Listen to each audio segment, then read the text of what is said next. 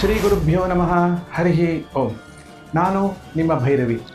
ಇತ್ತೀಚಿನ ದಿನಗಳಲ್ಲಿ ಕಲಿಯ ಪ್ರಭಾವ ಹೇಗಿದೆ ಅಂದರೆ ಸುಮ್ಮನಿದ್ದವ್ರನ್ನೂ ಕೂಡ ಸುಮ್ಮನಿರೋಕ್ಕೆ ಬಿಡೋದಿಲ್ಲ.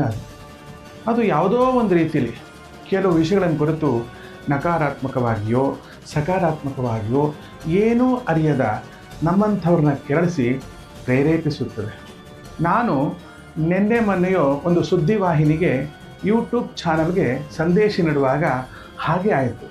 ನ್ಯಾಯಾಂಗದ ಒಂದು ಆದೇಶದ ಬೆಳವಣಿಗೆ ನನ್ನ ಗಮನಕ್ಕೆ ಬರದೆ ನಾನು ಏನೋ ಮಾತನಾಡುತ್ತಾ ಶ್ರೀ ಕ್ಷೇತ್ರ ಧರ್ಮಸ್ಥಳದ ಪ್ರಕರಣದ ಕುರಿತಂತೆ ಮತ್ತು ಅಲ್ಲಿಯ ಪ್ರಕರಣಕ್ಕೆ ಸಂಬಂಧಪಟ್ಟಂತಹ ಕೆಲವು ವ್ಯಕ್ತಿಗಳನ್ನು ಕುರಿತಂತೆ ನನಗೆ ಅರಿವಿಲ್ಲದಂತೆಯೇ ನಾನು ಕೆಲವು ಮಾತುಗಳನ್ನು ಆಡಿದ್ದೇನೆ. ಆನಂತರ ಅದು ನನಗೆ ತಿಳಿದು ಬಂತು, ನ್ಯಾಯಾಲಯವು ಆ ಪ್ರಕರಣವನ್ನು ಕುರಿತಂತೆ ಆ ವ್ಯಕ್ತಿಗಳನ್ನು ಕುರಿತಂತೆ ಮಾತನಾಡಬಾರದು ಅಂತ ಒಂದು ತಡೆಯಾಜ್ಞೆಯನ್ನು ನೀಡಿದೆ ಅಂತ.